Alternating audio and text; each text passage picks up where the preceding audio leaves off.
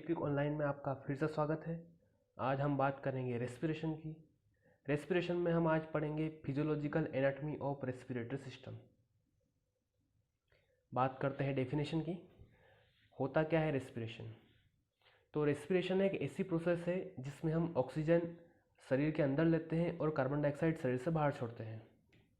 कुछ important points की बात करें तो foetal lungs are non functional, मतलब फीटल के लंग्स नॉन फंक्शनल होते हैं। तो फिर क्वेश्चन आता है कि अगर फीटल के लंग्स नॉन फंक्शनल है तो फिर रेस्पिरेशन कैसा होता है, फिर गैसेस एक्सचेंज कैसे होता है फीटस के अंदर। तो इंट्रा यूटेराइन लाइफ में गैसेस एक्सचेंज प्लेसेंटा के थ्रू होता है। और रेस्पिरेशन ये जो प्रोसेस होती है ये पूरी लाइफ टाइम चलती रहती है। अगर स्टॉपेज अगर हो गया रेस्पिरेशन का मतलब आदमी की डेथ हो गई। यह रेस्पिरेटरी ट्रैक्ट का डायग्राम है। रेस्पिरेटरी ट्रैक्ट जो शुरू होती है नेज़ल कैविटी से, नेज़ल कैविटी कंटिन्यू होता है फेरिंग्स, फेरिंग्स कंटिन्यू होता है लेरिंग्स में, लेरिंग्स जिसको हम साउंड बॉक्स भी बोलते हैं। लेरिंग्स आगे कंटिन्यू होता है ट्रेकिया में, ट्रेकिया जो फर्दर डिवाइड होता है ब्रोंकाई में, दो ब्रोंकाई में डिवाइड होता है, ब्रोंकाई जो कि डिवाइड होते हैं ब्रोंक्यूल्स में, और फाइनली एल्वेलाई में जाकर के फिनिश हो जाता है। नॉर्मल रेस्पिरेटरी रेट की अगर बात करें तो यह न्यूबॉर्न में अलग होता है, अडल्ट में अलग होता है। न्यूबॉर्न की बात करें तो उसमें 32 to 60 पर मिनट होता है। एडल्ट की अगर बात करें तो 12 to 16 पर मिनट होता है। टाइप्स ऑफ रेस्पिरेशन, दो टाइप के होते हैं रेस्पिरेशन, एक एक्सटर्नल रेस्पिरेशन होता है और एक इंटरनल रेस्पिरेशन होता है। मतलब गैसेस एक्सचेंज दो जगह होता है, एक इंटरनल और एक एक्सटर्नल। एक्सटर्नल की बात करें तो exchange of the respiratory gases between the lungs and blood, मतलब गैसेस एक्सचेंज होता है लंग्स के बीच में और ब्लड के बीच में। इंटरनल रेस्पिरेशन, इसमें गैसेस एक्सचेंज जो होता है वो ब्लड के बीच में होता है और टिश्यू के बीच में होता है। अब फेज ऑफ रेस्पिरेशन की बात करेंगे। दो फेज होते हैं रेस्पिरेशन के, एक इंस्पिरेशन होता है और एक एक्सपिरेशन होता है। मतलब एक हम अंदर सांस लेते हैं और एक हम बाहर सांस छोड़ते हैं। अंदर सांस लेने को इंस्पिरेशन बोलते हैं, मतलब जहाँ पे एयर जो है वो एटमॉस्फेयर से लंग में एंटर होगी, और एक्सपिरेशन जहाँ पे एयर लंग्स से एटमॉस्फेयर में जाएगी। इंस्पिरेशन एक एक्टिव प्रोसेस होती है, मतलब एनर्जी डिपेंडेंट प्रोसेस होती है। एक्सपिरेशन की अगर बात करें तो यह पैसिव प्रोसेस होती है जिसमें एनर्जी की कोई ज़रूरत नहीं होती है। अब एनाटॉमी ऑफ रेस्पिरेटरी ट्रैक्ट की बात करते हैं। लंग्स 2 नंबर होते हैं और लंग्स की कवरिंग को हम प्लूरा कहते हैं।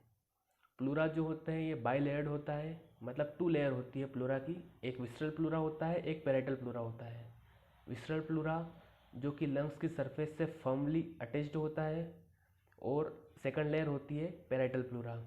इन दोनों लेयर्स के बीच में एक नैरो स्पेस होती है, उस स्पेस को हम इंट्रा प्लूरल स्पेस बोलते थे। मतलब दो प्लूरा के बीच की स्पेस इंट्रा प्लूरल स्पेस, या फिर उसको हम प्लूरल केविटी भी कह सकते हैं। और प्लूरल केविटी में इंट्रा प्लूरल फ्लूइड भरा होता है, मतलब प्लूरल केविटी के अंदर इंट्रा प्लूरल फ्लूइड भरा होता है। अब बात करते हैं पैथोलॉजी की, कि प्लूरल केविटी की पैथोलॉजी क्या है। मतलब जनरली तो हमने बोला कि इंट्रा प्लूरल फ्लूइड भरा होता है, लेकिन अगर एयर अगर एक्यूमुलेट हो गई है प्लूरल केविटी के अंदर, उस कंडीशन को हम न्यूमोथोरेक्स कहेंगे। अगर वाटर एक्यूमुलेट हो गया है उस कंडीशन को हम हाइड्रोथोरेक्स कहेंगे। अगर ब्लड एक्यूमुलेट हो गया है उस कंडीशन को हम हीमोथोरेक्स कहेंगे। और पस एक्यूमुलेट अगर हो गया है उस कंडीशन को हम पायोथोरेक्स कहेंगे। अब रेस्पिरेटरी यूनिट की बात करते हैं। तो रेस्पिरेटरी यूनिट ये जो होती है स्ट्रक्चरल और फंक्शनल यूनिट होती है लंग्स की। मतलब लंग्स का स्ट्रक्चर और फंक्शन दोनों इसी से होता है, रेस्पिरेटरी यूनिट से। और ये स्टार्ट होती है रेस्पिरेटरी ब्रोंक्यूल्स से। उसके बाद में इसमें स्ट्रक्चर्स कौन कौन से होते हैं, तो फर्स्ट नंबर पे है रेस्पिरेटरी ब्रोंक्यूल्स, जो कि कंटिन्यू होते हैं, मतलब डिवाइड हो जाते हैं एल्वियोलर डक्ट में। रेस्पिरेटरी ब्रोंक्यूल्स डिवाइड हो गए एल्वियोलर डक्ट में। एल्वियोलर डक्ट जो है ये ओपन होती है एल्वियोलर सैक के अंदर। एल्वियोलर सैक की जो कैविटी होती है उसे हम एंट्रम कहते हैं। और एल्वियोलर सेल खुद छोटे छोटे छोटे छोटे एल्वियोलाई से मिलकर बना होता है। यह डायग्राम में आपको दिख रहा है कि एल्वियोलर डक्ट है, एल्वियोलर डक्ट जो है ओपन हो रही है एल्वियोलर सेक के अंदर, और एल्वियोलर सेक आपको दिख रहा है बहुत सारे छोटे छोटे एल्वियोलाई से मिलकर बना होता है। एल्वियोलर सेल या जिसको हम न्यूमोसाइट भी बोल देते हैं, इसकी बात करें तो दो प्रकार के एल्वियोलर सेल होते हैं, टाइप 1 और टाइप 2। डायग्राम में देखेंगे हम, टाइप 1 एल्वियोलर सेल दिख रहे हैं जिसमें स्क्वेमस एपिथेलियम दिख रहा है, और टाइप 2 एल्वियोलर सेल या फिर टाइप 2 न्यूमोसाइट जो क्यूबोइडल एपिथेलियम दिख रहा है। जिसमें हम इनकी बात करेंगे तो टाइप 1 में स्क्वेमस एपिथेलियम होता है, टाइप 2 में क्यूबोइडल एपिथेलियम होता है। 95% of the total number of cell होते हैं ये, और टाइप 2 जो होते हैं वो 5% ऑफ द एल्वियोलर सेल होते हैं। टाइप 1 का फंक्शन होता है गैसियस एक्सचेंज, और टाइप 2 का फंक्शन होता है ये सिक्रीट करते हैं एल्वियोलर फ्लूइड एंड सर्फेक्टेंट। अब बात करते हैं रेस्पिरेटरी मेम्ब्रेन की। यह ऐसा स्ट्रक्चर है जहाँ से गैसेस एक्सचेंज होता है, मतलब यह ऐसा मेम्ब्रेनस स्ट्रक्चर है जिसके थ्रू गैसेस एक्सचेंज होती है। अब देखते हैं रेस्पिरेटरी मेम्ब्रेन किस किस से कंप्राइज होता है। तो डायग्राम दिख रहा है हमें जिसमें लेफ्ट हैंड साइड में हमको दिख रहा है एल्वियोलाई, और राइट हैंड साइड में हमको दिख रहा है ब्लड कैपिलरी। ब्लड कैपिलरी के अंदर आरबीसी दिख रहा है हमें, और एरो दिख रहे हैं जिसमें एल्वियोलाई से कैपिलरी में ऑक्सीजन का एक्सचेंज हो रहा है, और कैपिलरी से एल्वियोलाई में कार्बन डाइऑक्साइड का एक्सचेंज हो रहा है। तो बीच में हमको मेम्ब्रेन्स दिख रही है जिसके थ्रू गैसेस एक्सचेंज हो रहा है। इन मेम्ब्रेन्स को कलेक्टिवली हमने रेस्पिरेटरी मेम्ब्रेन बोला है। तो it is the membranous structure through which the exchange of the gases occur. अब मेम्ब्रेन देखेंगे हम कौन कौन सी होगी। एल्वियोलाई साइड से शुरू करेंगे हम। सबसे फर्स्ट होती है एल्वियोलर इपिथेलियम, एल्वियोलाई की इपिथेलियम होती है, और फिर epithelium of the basement membrane होती है, बेसमेंट मेम्ब्रेन।